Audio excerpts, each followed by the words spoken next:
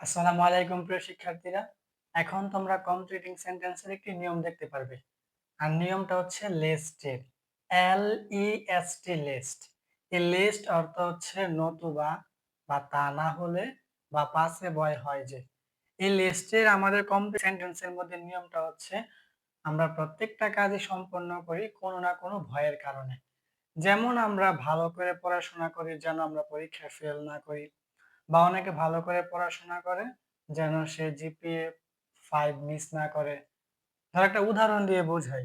ধরো আমি কোনো একটা নির্দিষ্ট জায়গা থেকে আগামীকালকে সকালবেলা ট্রেন ধরে অন্য কোনো একটি নির্দিষ্ট জায়গায় যাব। এখন এই জন্য কিন্তু সকালবেলা একটা নির্দিষ্ট সময় ট্রেন ওই জায়গা থেকে ছাড়বে। আমার কিন্তু সকালবেলা ঘুম থেকে উঠে নির্দিষ্ট সময়ে ওই জায়গায় ট্রেন ধরতে হবে। তারপরে ট্রেনে আমি অন্য একটি নির্দিষ্ট জায়গায় যাব। এখন আমি সকালবেলা তাড়াতাড়ি করে ঘুম থেকে উঠে আমাকে ট্রেন ধরতে হবে। কেন? যদি আমি দেরি করে যাই তাহলে কিন্তু আমি ট্রেনটা মিস করব। তাহলে আমার ওই জায়গায় আর যাওয়া হবে না। এখন আমি যেন ট্রেনটা মিস না করি এই ভয়ে আমাকে কি তাড়াতাড়ি ওই জায়গায় যেতে হবে। এরকম হচ্ছে আমাদের ব্যাপারটা, এই নিয়মটা। এই কমপ্লিটিং সেন্টেন্স এর মধ্যে এই নিয়মটা হচ্ছে এরকম। দেখো আমি লিখে রাখছি। দেখো তা না হলে নতুবা পাছে বয় হয় যে এমন অর্থে লেস্ট ব্যবহৃত হয়। L-E-S-T least. এখন এইটা আমাদের কমপ্লিটিং সেন্টেন্সের মধ্যে তো একটা অংশ দেওয়া থাকে, পরের অংশটা আমাদের পূরণ করতে হয়। এখন আমাদের প্রথম অংশের মধ্যে লিস্ট থাকবে। ঠিক আছে, এখন লিস্ট থাকলে আমাদের যে প্রথম অংশটা ওই প্রথম অংশের মধ্যে লিস্ট থাকবে। থাকলে পরে আমরা বাকিটুকু কিভাবে পূরণ করব এটা একটা স্ট্রাকচার আছে। ওই স্ট্রাকচারটা দেখতে হবে। স্ট্রাকচারটা হচ্ছে দেখো সাবজেক্টের পরে প্রথমত লিস্টের পরে সাবজেক্ট হবে। সাবজেক্টের পরে দেখো প্লাস শুড অথবা মাইট plus verb one plus extension. Extension মানে কি? অতিরিক্ত অংশ। অর্থাৎ তুমি এখন কমপ্লিটিং সেন্টেন্স করবা। এখন ধরো তোমার প্রথম অংশ দেওয়া আছে। এখন এই প্রথম অংশের মধ্যে লিস্ট দেওয়া আছে। এখন পরের টুকু তুমি যে পূরণ করবা এটা কোন স্ট্রাকচারে করবা? প্রথমত একটা সাবজেক্ট নিবা, তারপর সাবজেক্টের পরে হয়তো শুড নিবা অথবা মাইট। অর্থাৎ শুড নিলে হবে, মাইট নিলেও হবে। তারপর একটা ভার্ব ওয়ান নিবা, মানে ভার্বের প্রেজেন্ট ফর্ম নিবা। তারপর হচ্ছে এক্সটেনশন যদি নিতে হয় তাহলে নিবা। এটা হচ্ছে অতিরিক্ত অংশ। এখন এক্সাম্পল দিয়ে রাখছি, দেখো এখন অনেক সহজে বুঝবা। প্রথম এক্সাম্পল হচ্ছে আই স্টাডিড হার্ড লিস্ট। এই যে আমাদের এতটুকু অংশ দেওয়া আছে, এখন আমাদের এতটুকু পূরণ করতে হবে। এখন আমাদের অর্থটা কি ছিল লিস্টে? তা না হলে বা নতুবা বা পাশে বয় হয় যে এমন অর্থ। এখন আমরা স্ট্রাকচার অনুযায়ী বাক্যটা লিখে দিলে দেখবা হয়ে যাবে। এখন দেখো আই স্টাডিড হার্ড লিস্ট, এই যে লিস্ট আছে। এখন আমরা অর্থটা যদি বুঝি তাহলে প্রথমত আই মানে আমি, স্টাডিড মানে পড়াশোনা করেছিলাম। এটা কিন্তু ভার্ব টু এ আছে। আমাদের ভার্ব ওয়ান কিন্তু এইটা স্টাডি, এই যে স্টাডি। এই স্টাডি মানে পড়াশোনা করা, এটা হচ্ছে ভার্ব ওয়ান মানে প্রেজেন্ট ফর্ম। আর এটা হচ্ছে ভার্ব টু মানে পাস্ট ফর্ম। আমি স্টাডিড পড়াশোনা করেছিলাম, হার্ড মানে কঠোর। লিস্ট এই যে লিস্ট আছে। তা না হলে, এখন আমি কঠোর পড়াশোনা করেছিলাম, তা না হলে আমি কি পরীক্ষায় ফেল করতাম? বা আমি কঠোর পড়াশোনা করেছিলাম, তা না হলে আমি জিপিএ 5 মিস করতাম। একটা দিলেই হয়। এখন আমরা এইটা দিই যে আমি কঠোর পড়াশোনা করেছিলাম, তা না হলে আমি কি জিপিএ 5 মিস করতাম। এটা আমরা লিখি। তাহলে এটা লিখতে গেলে আমাদের কি করতে হবে? প্রথমত লিস্টের পর কি করতে হবে? একটা সাবজেক্ট। তাহলে সাবজেক্ট হিসেবে আমরা নিই কি আই। একটু বুঝো, সাবজেক্টের পর এখন আমরা শুডও নিতে পারি, মাইটও নিতে পারি। এখন শুড অথবা মাইট থেকে আমি ধরে জায়গায় শুড নিলাম, SHOULD শুড। I should. তারপরে ভার্ব ওয়ান। এখন ভার্ব ওয়ান ধরে আমি মিস নিলাম, MISS মিস। আমাদের এটার কিন্তু ভার্ব টু হচ্ছে MISSED মিস। এটা হচ্ছে আমাদের ভার্ব টু। ঠিক আছে, তো আমার ভার্ব ওয়ান হচ্ছে মিস। এখন এক্সটেনশন ধরো আমি দিয়ে দিলাম কি জিপিএ 5। এটা কি খুব কঠিন ছিল? দেখো তো, আমরা প্রথমত লিস্ট, এই লিস্ট দেখে বুঝছি আমাদের এই স্ট্রাকচারে বাকিটুকু পূরণ করতে হবে।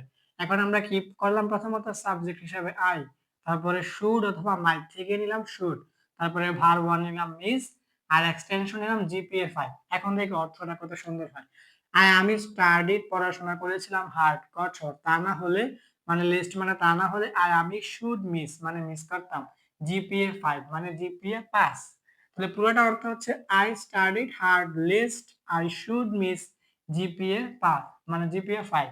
আমি কঠোর পড়াশোনা করেছিলাম, তা না হলে আমি জিপিএ পাস মিস করতাম, এরকম অর্থটা। ঠিক আছে, আশা করি তোমরা এটা বুঝছো। ফর এক্সাম্পল দেখো, দে ওয়ার্ক ফাস্ট লিস্ট, এই যে আবার লিস্ট আছে। তাহলে এতটুকু আমাদের প্রথমত অর্থটা বুঝতে হবে। দে মানে কি তারা, ওয়ার্কড মানে কি হেঁটে ছিল। এটা কিন্তু আমাদের ভার বানাচ্ছে এইটা WALK ওয়াক। এই ওয়াক মানে কি হাঁটা। এই ওয়াকের ভার্বটা হচ্ছে ওয়াক।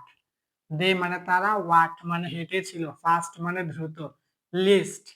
এখন তা না হলে, এখন ধরো আমরা এটা বলতেই পারি যে তারা দ্রুত হেঁটেছিল, তা না হলে তারা ট্রেনটা মিস করতো, বা তা না হলে তারা বাস মিস করতো। ধরো কোথাও ঘুরতে যাইবো, এখন বাস নির্দিষ্ট সময় ছাড়বে, এখন ধরো তারা অনেক পরে গেছে, তারা বাস মিস করবে না।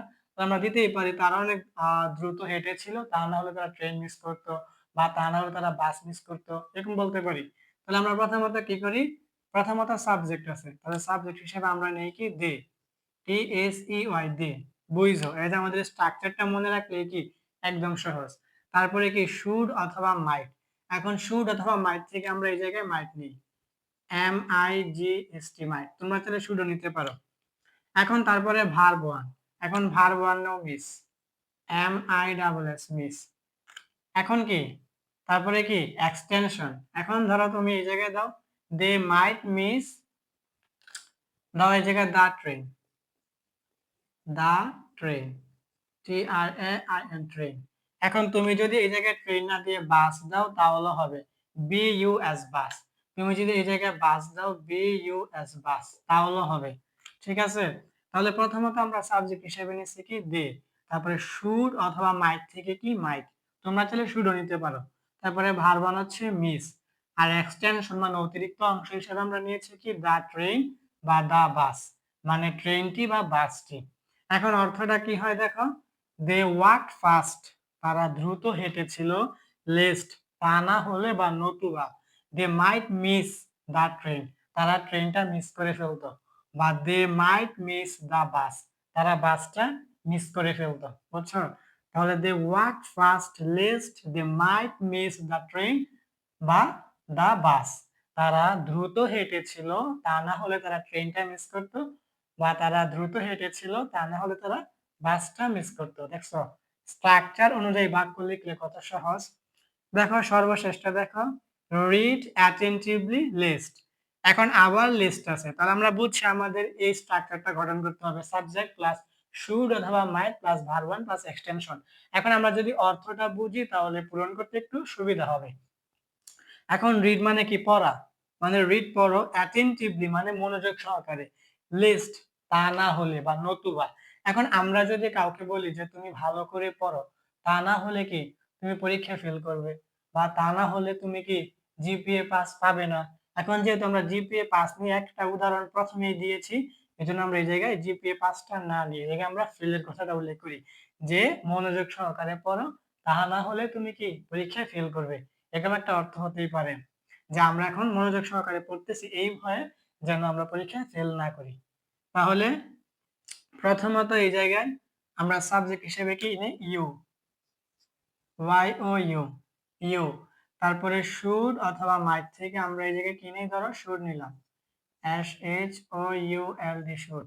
আর আমি আগেই বলে রাখি রিড অ্যাটেন্টিভলি, এতটুকু কিন্তু আমাদের ইম্পারেটিভ সেন্টেন্স আছে, মানে আমরা বলছি যে তুমি মনোযোগ সহকারে পড়ো, এটা ধরো আমরা উপদেশ দিচ্ছি একজনকে, এটা কিন্তু ইম্পারেটিভ সেন্টেন্স আছে। বুঝছো, বাক্যের প্রথমে ভার বসে কি সেই ইম্পারেটিভ সেন্টেন্সে, যে বাক্য দ্বারা আদেশ বোঝায়, অনুরোধ বোঝায়, উপদেশ বোঝায়, তাকে কি বলে ইম্পারেটিভ সেন্টেন্স। বুঝছো, এই যে এটা প্রথমে ভার্ব আছে। তাহলে সাবজেক্ট হিসেবে আমি কি নিলাম এই জায়গায় ইউ, তারপরে শুড অথবা মাইট থেকে নিলাম শুড। এখন ভার্ব ওয়ান, এখন ইউ শুড, ভার্ব ওয়ান ধরে নিলাম কি ফেল, FAIL ফেল। তারপর এক্সটেনশন নিলাম কি ইন দা এক্সাম। এটা কি খুব কঠিন ছিল? দেখো তো, প্রথমত রিড অ্যাটেন্টিভলি, পড়ো মনোযোগ সহকারে, লিস্ট তা না হলে তুমি পরীক্ষায় ফেল করবে, এটা বলতেই পারি। মানে এটা কিভাবে লিখতে পারি আমরা? সাবজেক্ট হিসেবে প্রথমত ইউ, তারপরে শুড অথবা মাইট থেকে আমি শুড লিখছি। তুমি চাইলে মাইটও লিখতে পারো। তারপরে ভার্ব 1 হচ্ছে ফিল। এটা কিন্তু ভার্ব 2 হচ্ছে ফিল। FAILED feel. ইডি যোগ করলে ভার্ব 2 হবে। এখন এটা হচ্ছে ভার্ব 1 ফিল। তারপরে এক্সটেনশন হচ্ছে মানে অতিরিক্ত অংশ হচ্ছে ইন দ্য এক্সাম। ঠিক আছে? এখন তুমি যদি ইন দ্য এক্সাম না দাও তাহলে হবে ইউ শুড ফেল। তুমি ফেল করবে। এতটুকু দিলে হবে। কিন্তু তুমি যদি এক্সটেনশনটা দাও তাহলে আরো সুন্দর হবে যে ইন দ্য এক্সাম পরীক্ষায়, কারণ আমরা ফেল করি কোথায়? পরীক্ষার মধ্যে। এইজন্য এটা উল্লেখ করলে ভালো। তাহলে আমরা সাবজেক্ট হিসেবে নিলাম কি ইউ, শুড অথবা মাইট থেকে নিলাম শুড, ভার্ব 1 নিলাম ফিল, আর এক্সটেনশন নিলাম কি ইন দ্য এক্সাম। তাহলে রিড অ্যাটেনটিভলি, পড়ো মনোযোগ সহকারে লিস্ট, তা না হলে ইউ শুড ফেল, তুমি ফেল করবে ইন দ্য এক্সাম, পরীক্ষার মধ্যে। ঠিক আছে? তাহলে read attentively lest you should fail in the exam, পড়ো মনোযোগ সহকারে, তা না হলে তুমি কি করবে? পরীক্ষায় ফেল করবে। তাহলে এই যে আমাদের লিস্টে যে নিয়মটা, এটা কিন্তু অনেক সহজ, আর এটা কিন্তু আমাদের কমপ্লিটিং সেন্টেন্সের মধ্যে আসে। এখন আমি তো এই জায়গায় মাত্র ৩টা এক্সাম্পল দেখাইছি। তোমরা এই স্ট্রাকচারটা মনে রেখে এরকম ৩০০০ উদাহরণ তোমরা নিজেরাই করতে পারবে। এটাই মনে রাখবে, প্রথমত একটা বাক্যের মধ্যে যদি তুমি লিস্ট পাও, তাহলে পরের অংশটা তুমি এই স্ট্রাকচার অনুযায়ী পূরণ করবা। সাবজেক্ট নিবা, তারপরে শুড অথবা মাইট প্লাস ভার্ব 1 প্লাস এক্সটেনশন। এখন প্রথমত বাংলা অর্থটা একটু বোঝার চেষ্টা করবা, তাহলে পূরণ করতে একটু সুবিধা হবে।